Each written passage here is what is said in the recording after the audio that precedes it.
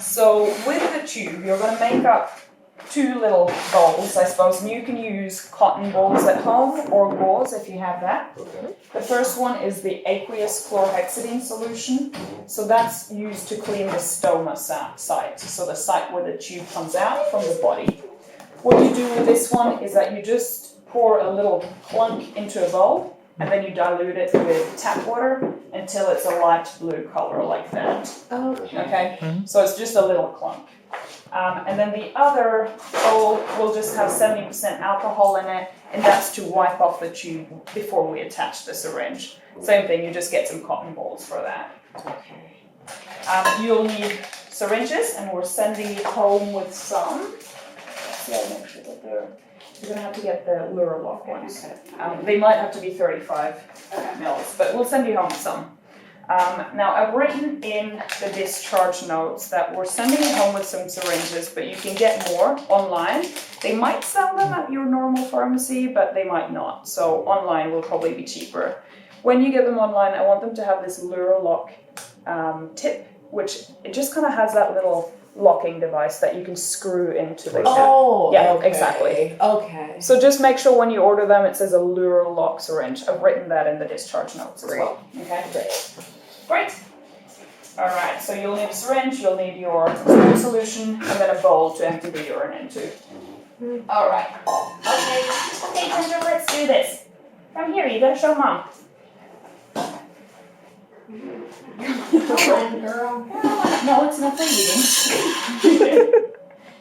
Alright, and I want you to wear gloves as well, examination gloves when you're doing this. Okay. So you might want to kind of sit down here so you can see.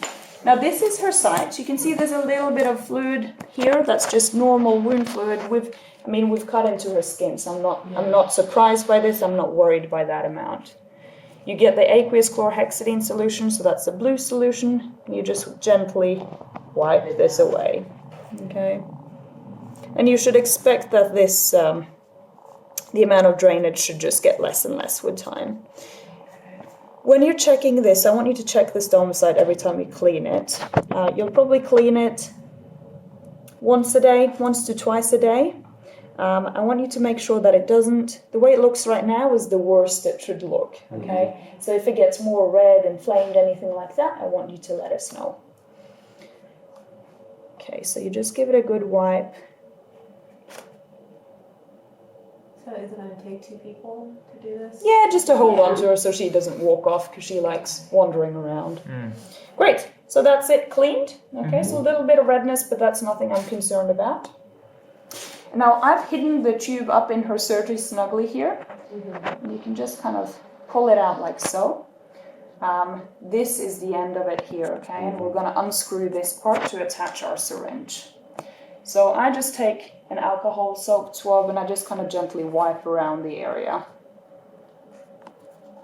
And then all you do, I kink the tube before I unscrew so that we don't let any air in there.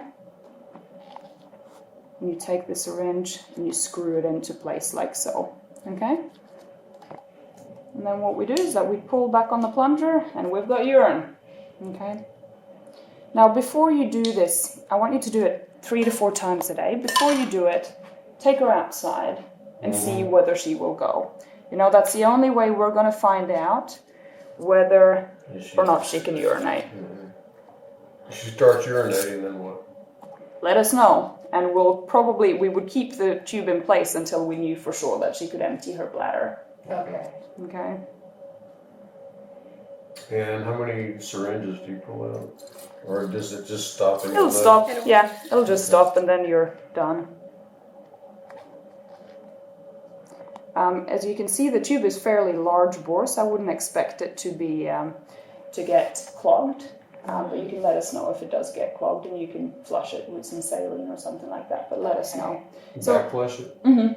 Yeah, exactly. But it needs to be sterile saline. So right now, I'm pulling back, but nothing's happening. Okay, so we're done. Okay. Kink it again, unscrew the syringe, and then we screw the cap back on. I'll send you home with a few caps as well. Okay, and then you can also just kind of wipe around it with an alcohol swab again. Okay. And then you just stick it back in here